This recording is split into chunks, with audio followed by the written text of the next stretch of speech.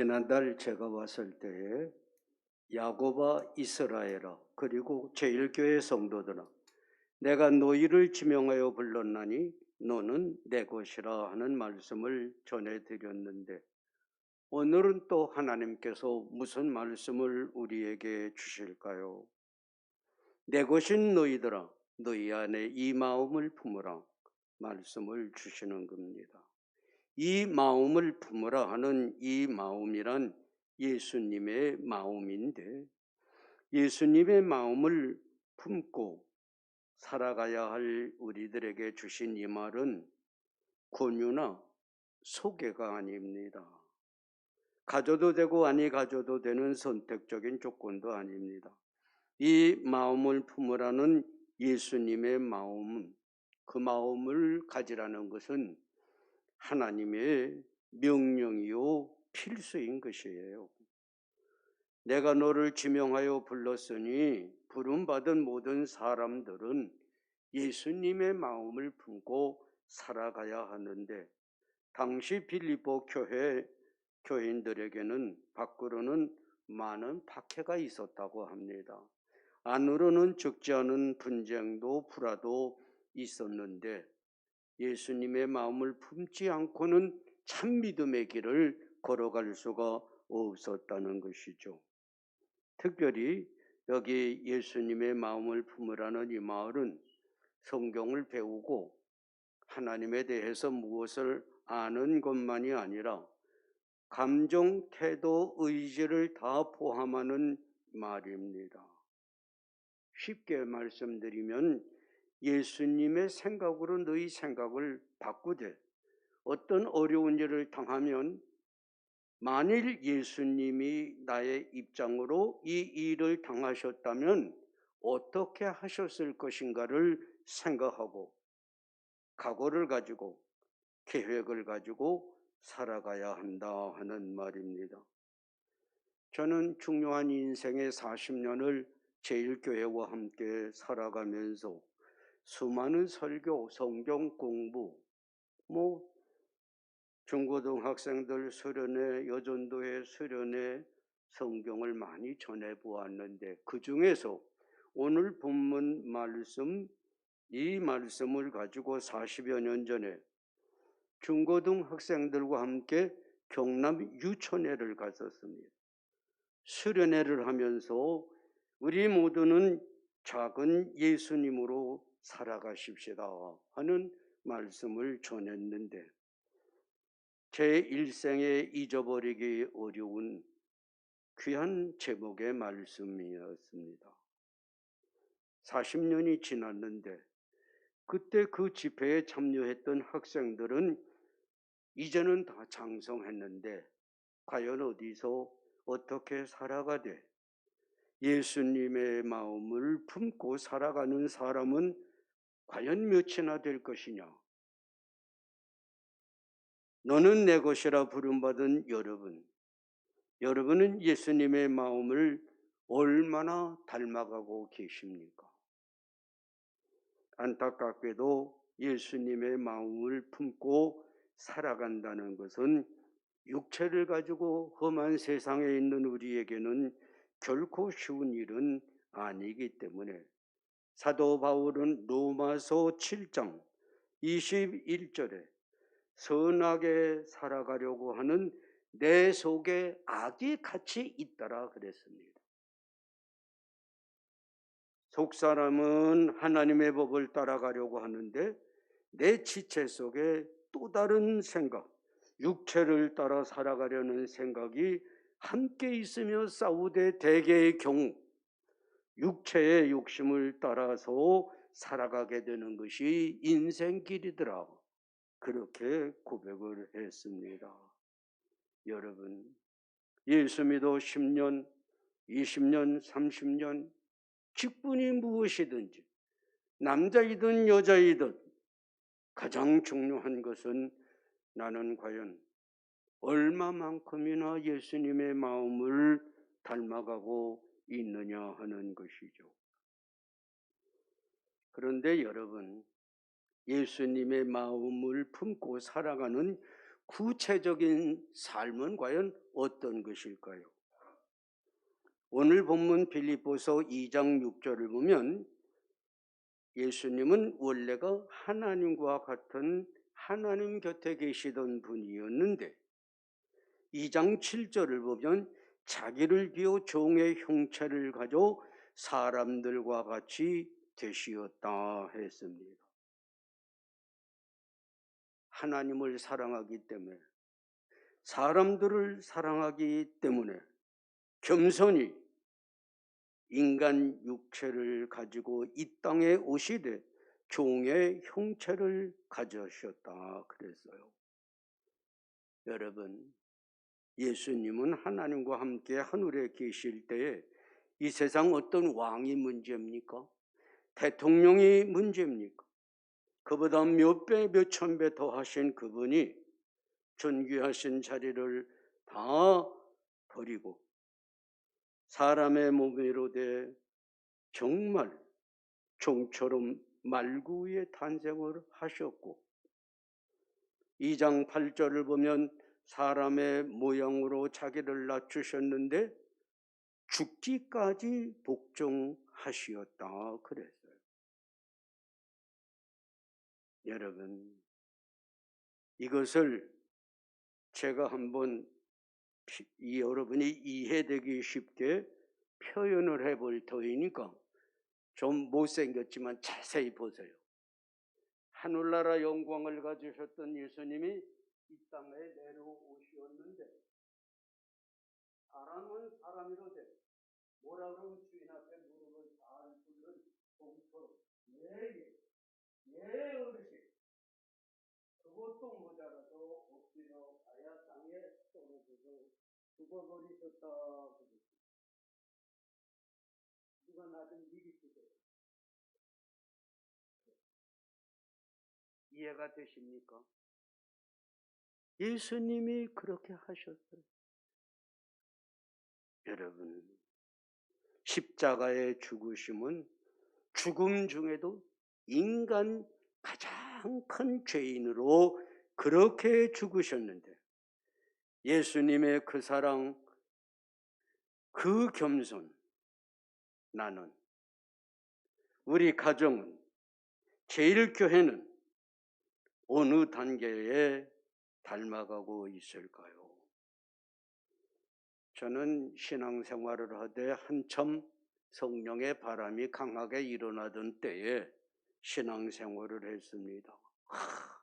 성령의 은혜를 많이 받고 놀라운 이적 기사를 일으키고 큰 교회들을 지어야 되고 이왕이면 서울에서 제일 가는 교회, 아니 대한민국에서 제일 가는 교회, 세계적으로 큰 교회, 얼마나 부럽습니까? 그 꼬랑지가 아직도 다 잘라지질 않아서 3천억짜리 예배당을 짓는 것을 여러분 보고 들었어요.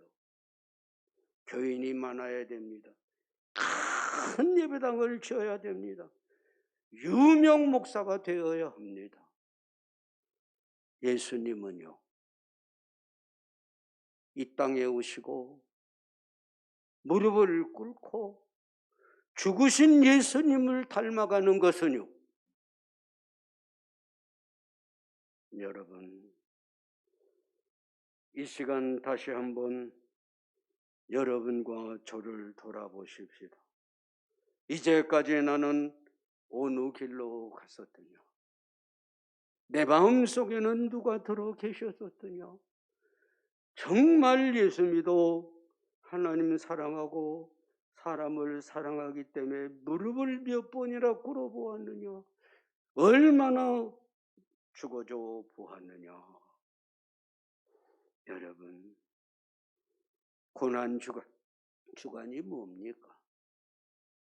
전에는 고난주간 하면 의뢰의 한 주간 특별 새벽 기도를 한다고 몰려다니고 한 끼라도 금식을 해야 된다고 그러고 또 그걸 금식한 그걸 돈으로 계산해서 헌금을 해야 된다고 그러고 또 들었는데 금식이 뭡니까? 저도 강도사가 되어 이제 목사 안수를 받아야 할 터인데 나를 좀 어떻게 깨끗이 하고 하나님의 직분을 받아야지. 그래서 갑자기 금식 기도를 하고 싶어서 교인들 보고 하나님이 힘 주실 때까지 할 터이니까 기다리지 마세요. 너무 조급히 기다리지 마세요. 도봉산 제일기도원에 가서 금식 기도를 하겠다고 그러니까 뭐 일로 줍디다 저기로 올라가면 동굴이 있고 그 옆에 샘이 있고 거기서 하십시오. 한 주일 지나고 두 주일 지나가는데 야, 젊은 나이에 정말 힘듭디다. 그런데 세 번째 주일로 더 접어드니까 이상하게 새 힘이 납디다. 세 주간을 맞춰가는데 원장 권사님이랑 거기 설교를 담당한 목사님이랑 70이 다 되신 목사님 세 분이 지금 모여서 강도사님을 좀 만나자고 합니다. 그래 제가 무슨 일인가 하고 사무실에 내려갔더니 그 권사님은 유방암으로 다 죽다가 살아난 분이에요. 금식 기도를 많이 하셨대요. 그런데 절 보고 강도사님, 솔직히 말씀드립니다. 강도사라는 사람이 청바지를 입고 배낭 하나를 메고 금식 기도를 한다고 그래서 저 사람이 도대체 며칠이나 하다 말까 그랬는데 한 주, 두 주, 석 주째 접어드는 걸 보니 강도사님은 이제 그 정도라면 40일 금식 기도도 넉넉합니다. 문제는 수많은 죄종들이 와서 금식 기도를 하는 것을 보았습니다. 그런데 대개의 경우 내가 이래봐도 예수님처럼 40일 금식 기도를 한 사람이야 교만해지고 그래서 오히려 목회를 망치는 분들이 많습니다. 강도사님, 젊은 나이에 이제 일평생 목회를 하셔야 할 터인데 지금 보면 금식은 자기가 죽어지는 겁니다. 강도사님은 그 고비를 이미 넘어가고 있습니다. 앞날을 위해 겸손을 위해 이제 금식을 중단하시는 것이 어떨까요? 세 분이 그렇게 진정히 말씀하시는데 예 감사합니다. 제가 오늘 저녁이라도 더 기도를 하고 결정을 하겠습니다. 동굴에 올라가서 이제 밤을 샜는데 새벽 되니까 유광도사님! 돌아가신 주순자 권사님이 죽하고 꿀하고 들고 올라오셨어요. 이갑성 권사님이 하나님께서 유광도사를 이제 금식 중단하고 데리고 내려오라고 빨리 올라가서 데리고 내려오라고 그랬대요. 예, 하나님은 그렇게 역사를 하신다면 제가 마치죠. 며칠 조리를 하고 내려왔는데 고난주간 마태복음 4장 12절에 보면 예수님도 광야에 나가 40주약 물도 마시지 않고 먹지도 않고 금식기도 하셨다고 그랬어요. 여러분 고난주간에 특별기도도 하고 금식기도도 하세요.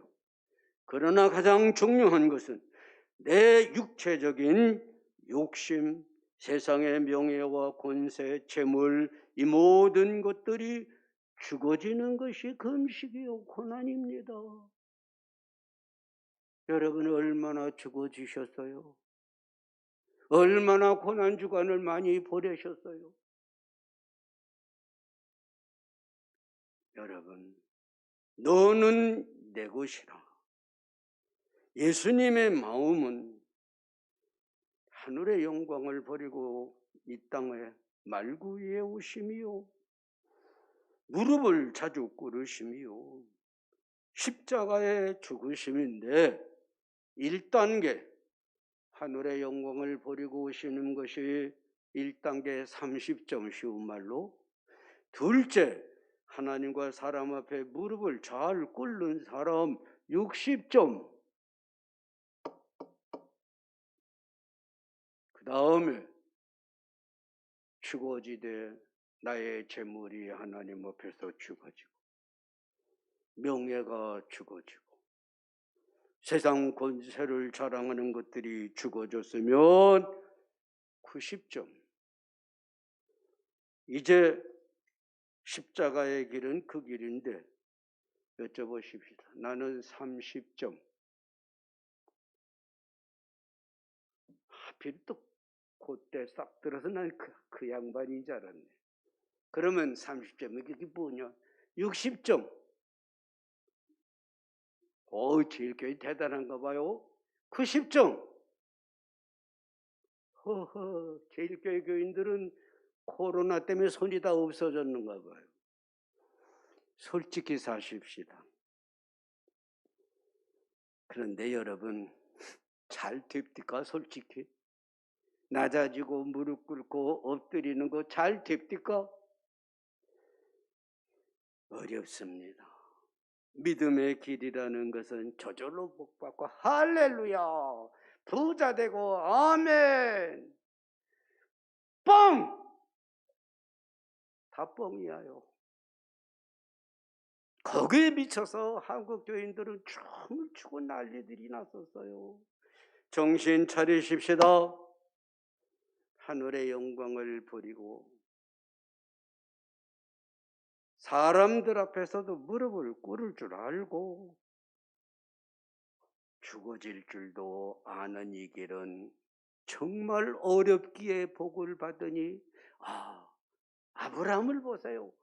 75세에 출발을 해가지고 큰 복을 받지 않습니까? 아멘 할렐루야. 자식도 드렸어요. 그러면 아브라함은 원래 마음이 착한가 봐요. 우리는 쉽지가 않아요. 사도 바울 보고 물어보십시다. 원래 이름 사울은 큰 자예요. 아주 좋은 가문에서 최고의 학부를 나와가지고 가장 열심인 바리새파의 지도자가 됐어요. 금수저예요. 예수 믿는 사람들은 내가 다 잡아 죽이고 감옥에 가두겠다. 다메섹에 갔는데 사도행전 9장 1절 이하 3절 4절을 보세요. 갑자기 하늘에서 신비한 빛이 내리비칩니다. 자기도 모르게 땅에 엎드러져 버렸습니다. 사울아 사울아 도대체 당신은 누구십니까? 나는 내가 핍박하는 그 예수다. 눈이 어두워 불 보지 못합니다. 3일 동안 먹지도 마시지도 못하는데 아나니아라는 사람이 와서 기도합니다. 성령의 충만함을 받고 새로운 마음이 시작됩니다. 그 교만하고 단단하던 마음이 꺾어져 버렸어요. 여러분, 그래서 성경은 미리 말씀하십니다. 너희들이 예수님의 마음 품기가 어렵지, 잘 안 되지. 비결이 하나 있다.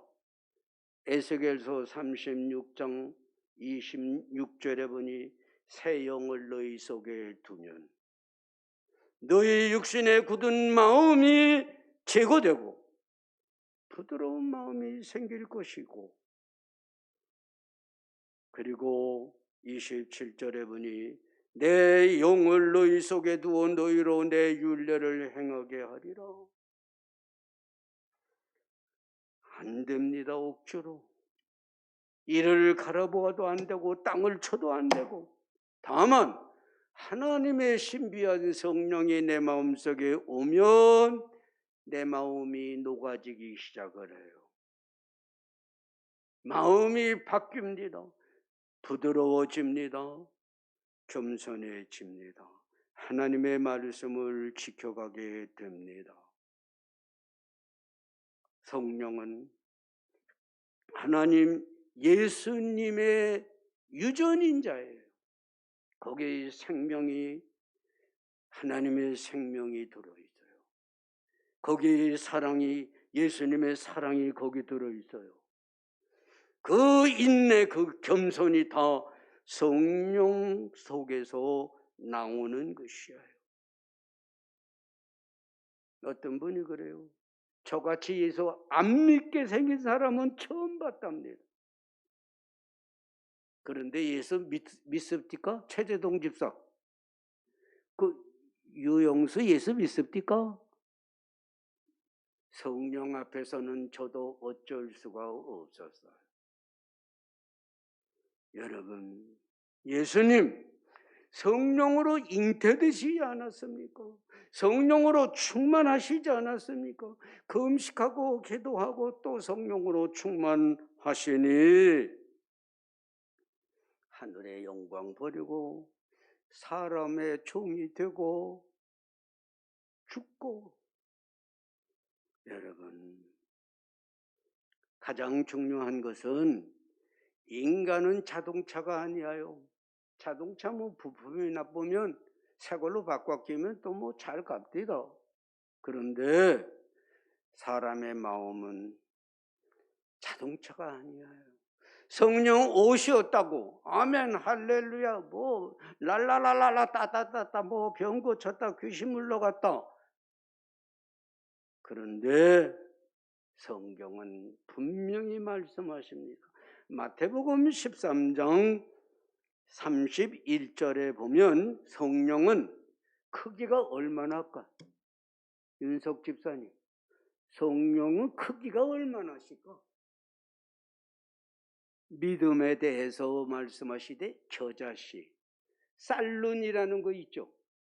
좁쌀 뭐 한 서너 개만한 거, 겨자씨만한 믿음이 우리 속에 오는데 성령 그래요. 소리도 안 나고 만져지지도 않고 적은 성령이 보지도 못할 성령이 우리 마음속에 오시면 점점 커가는데, 우리 집에 큰 나무는 모체가 한 나름이 넘는 것도 있어요. 그거 처음부터 그랬을까요? 요지보다 더 가느다란 게 1년생, 2년, 3년, 4년, 100년. 우리 마음속에 예수님의 마음이 들어오는 것도 똑같아요. 보이지도 않게 느낄 수도 없었는데 야고보아 이스라엘아 너는 내 것이라고 부르시며 성령의 씨를 주시면 이것이 커가는데, 그리고 마태복음 13장 33절에 보면 누룩이라는 게 있어요. 누룩이 뭔지 알아요? 지휘자. 누룩이 뭔지 알아요? 밀을 띄어서 만드는 건데 쉬운 말로 술재료예요. 여기다가 밥하고 설탕하고 물을 붓고 누룩을 그저 콩알 만한 거 하나 집어넣어 놓고 그 다음날 술 될까 권사님? 술 담그는데 그 다음날 술 될까요? 하루 먹게 뜨뜻한 데다 이걸 놔두고 하루 이틀 사흘 이불을 푹 뒤집어 씌워서 놔두면 어느샌가 부글부글 끓는 소리가 나고 술 냄새가 나기 시작해요. 그 좀 참아야 돼. 성령 감동도 똑같아요. 왔다 아멘 할렐루야 큰 축복 뭐 큰 믿음 아니야. 겨자씨처럼 적은 것이요 누룩처럼 적은 것이나 크고 퍼져나가고 썩이고 끝내는 이독의 안에 들어있는 모든 밥, 설탕, 물이 술이 되는 것과 똑같아요. 급하면 안 됩니다. 서두르면 안 됩니다. 성령이 여러분의 마음속에 오셨고 너는 내 것이라고 지명하여 불렀으면 천국은 다 갑니다. 따라서 하세요. 나도 간다. 다 가요. 지명하여 부름받은 사람은, 성령 받은 사람은. 다만 많이 변하면 많이 변할수록 많이 낮아지고 겸손하면 겸손할수록 큰 일에 쓰임받는 줄로 믿으세요. 그게 문제입니다. 외치려고 하면 할렐루야 따따따따 뭐 내가 은혜 받고 뭐 대단하다 아직도 멀었습니다. 멀었어요. 성령 충만하려면 부름받고 신앙생활을 부지런히 하며 겸손을 훈련하고 또 하고 또 하고. 여러분, 이제 걱정할 것 없는 것은 천국은 다가옵니다. 이 땅의 삶의 축복은 내가 물질로 얼마나 순종해 보았는가, 내가 얼마나 예수를 많이 닮았느냐는 것은 내가 얼마나 참고 낮아지고 남을 섬겨 보았느냐 따라서 점점 더 예수를 닮아가니 끝내는 적은 예수요, 하나님의 영광에 귀히 쓰임받는 그릇들이요, 우리 생이 다한 날 주님이 착하고 충성된 종아, 예수님 하나님 우편에 계신 것처럼 여러분도 크고 귀한 영광에 참여함은 물론 이 땅을 살아가는 동안 여러분에게 필요한 건강, 물질도 허락해 주시고 가정의 평안도 허락해 주시리니 부름받은 성도 여러분, 예수님의 마음을 품으십시다. 마스크를 안 써서 아멘도 안 하나 봐. 예수님을 더 많이 닮아가십시다. 더 낮아지고 더 무릎을 꿇고 더 죽어지면 이 땅의 삶에서 하늘의 영광에서 크고 귀한 것이 여러분을 기다릴 것이니 천국에서 만나십시다. 아름다운 면류관을 쓰고 함께 영원히 주를 찬양하는 제일교회 성도 여러분이 되시기를 예수님의 이름으로 축원을 드립니다. 예수의 마음을 품으세요. 낮아지고 무릎을 꿇고 죽어지는 삶에서 축복도 영광도 여러분의 것이 될 것입니다. 기도하십니다. 아버지, 감사를